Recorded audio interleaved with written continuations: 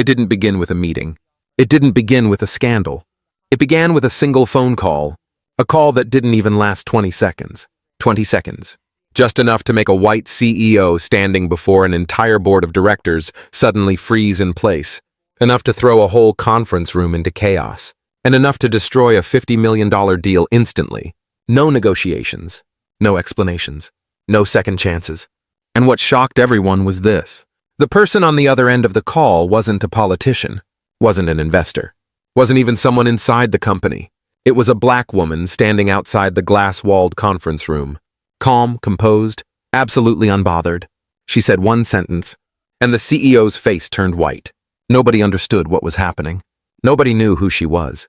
Nobody knew why the CEO, famous for being cold, ruthless, and unshakable, suddenly trembled.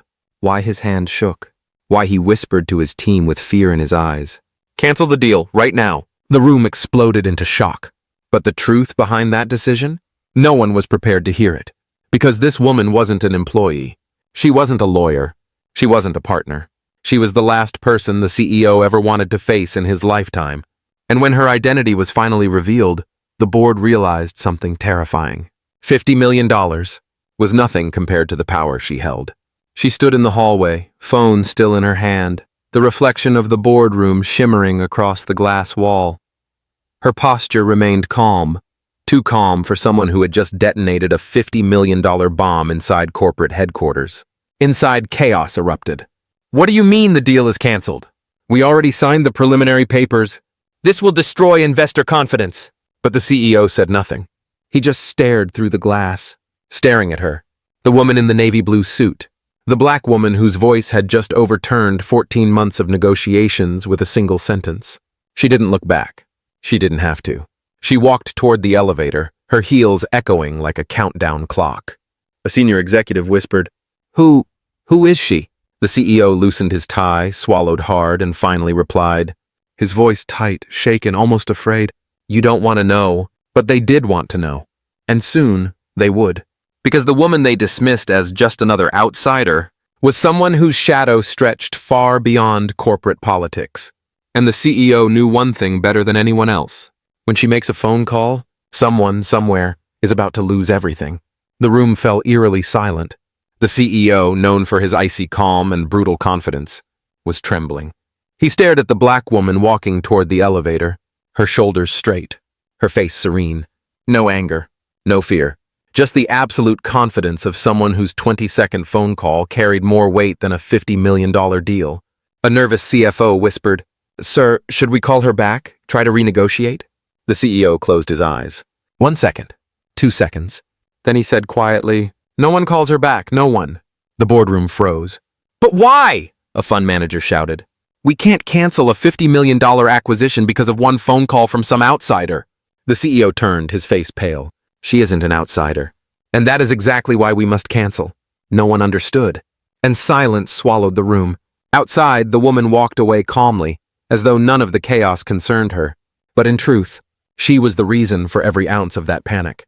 A young assistant suddenly ran out of the boardroom, desperate to reach her before the elevator doors closed. Ma'am, excuse me, just one question. She turned her head, eyes sharp yet steady. Who are you? She smiled. A quiet, knowing smile. The kind that made him feel the entire city owed her something. Don't worry, she said softly. You'll find out soon enough. The elevator doors slid shut. Back in the boardroom, we deserve answers. You owe us an explanation. What the hell is going on? The CEO planted his hands on the table, leaned forward, and spoke each word slowly. She is the one person in this city I cannot afford to cross. Why? The board demanded. He lifted his eyes, filled with exhaustion and real fear. Because every project we run, every permit we request, every land contract in this district must pass through one organization. The room went silent. And she, he continued, is the final signatory. A pen slipped from someone's hand. Oh my God, someone whispered. No wonder you canceled the deal. But the CEO wasn't finished. She doesn't just have the power to block this acquisition. She has the power to erase our entire company in a week. A suffocating silence took over. All because of a 20-second phone call from a black woman they never even recognized. A senior board member whispered, But why did she call exactly when we were signing the deal? Who informed her? The CEO exhaled deeply. No one. She always knows when any project above 25 million moves through this city. Another executive asked, "But why oppose this project? Who pressured her?" The CEO shook his head. "No one. That call wasn't to oppose anything. It was to remind me." "Remind you of what?" The CEO looked down at the table. "A mistake. One I hoped everyone had forgotten." The room leaned in. 10 years ago, before she held any power, her sister proposed a community youth center for black kids in South Ridge. I rejected it. I told her sister it wasn't profitable enough. Gasps filled the room. "You rejected her sister's project?" The CEO's voice cracked. "Not just her project. Her younger sister was the brilliant engineer who discovered safety violations in one of our major sites." Silence tightened like a fist. "And that sister was one of the 3 people who died in the explosion." The room froze. The CEO continued. "Before she hung up today, she said one sentence, a sentence that froze me." Everyone leaned forward. "I don't seek revenge. I seek accountability. Any decision affecting my community goes through me." No one said a word. Downstairs, the black woman stepped into the sunlight. A black SUV waited. "Madam Chairwoman," the driver asked. "Back to the office?" She shook her head. "No, this was a small matter." The driver chuckled. "Small for you." Her expression deepened. "No, small compared to the community I'm protecting." Back in the boardroom, a director asked, "What do we do now?" The CEO answered firmly, "We avoid any project affecting black neighborhoods unless she approves it. We don't sign this deal. We don't renegotiate. We don't test our luck." "But we're losing 50 million. The CEO slammed the table.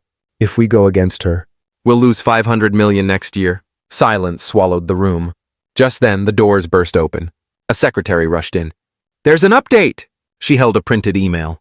"The National Strategic Council, the one she chairs, just contacted us." A director panicked. "Are we being punished?" She shook her head. "No, the opposite." Confusion spread. "They approved our request for priority funding for the new school project." Gasps. The CEO nearly fell into his chair. "She supported us?" The secretary nodded. She wrote, "I only oppose projects that harm my community, but anything that brings good to this city, I will support." A young director whispered, "So what is she? A government official? An activist? A strategist?" The CEO answered quietly, "No. She is someone who spent her entire life fixing the things we ignored. When she says something harms her community, we listen, not because of her power, but because of her vision."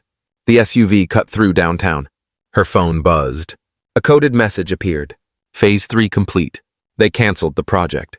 She locked her phone immediately. No smile, no reaction. But in her eyes lived a plan. 12 years in the making. A truth the boardroom never knew. The corporation the CEO ran was the same corporation that covered up her sister's death. 12 years ago, her younger sister, a brilliant black engineer, found major safety violations. She reported them, warned them, begged them to fix it. They ignored her. Then the explosion happened. 59 injured, 3 dead. One of them, her sister. The corporation blamed electrical failure, destroyed evidence, promoted the people responsible, dismissed her sister as inexperienced. That sentence burned her soul. So she made a vow, not revenge through anger, revenge through power. She climbed every ladder, every board, every agency, until she became the director of the National Strategic Oversight Council, the gatekeeper for every major project in the region. And the corporation never realized the woman they silenced was now the woman who signed off on their entire future. Today wasn't about stopping a bad project. Today was a test to see if they were the same people who ignored her sister's warnings. They were, and she would not let another family suffer the way hers did. That evening, her office lights glowed inside a high-rise tower. She opened a drawer. Inside lay the original investigation file, the one the public never saw. A recovered internal email read, "If we upgrade the gas system, it'll cost an extra $3. They don't need to know every detail." "That line," she whispered, "killed my sister." She looked at a photo pinned beside the file. "Your big sister is finishing this, not out of hate, but because I promised you, across the city." The CEO sat alone in the dark conference room, hands shaking.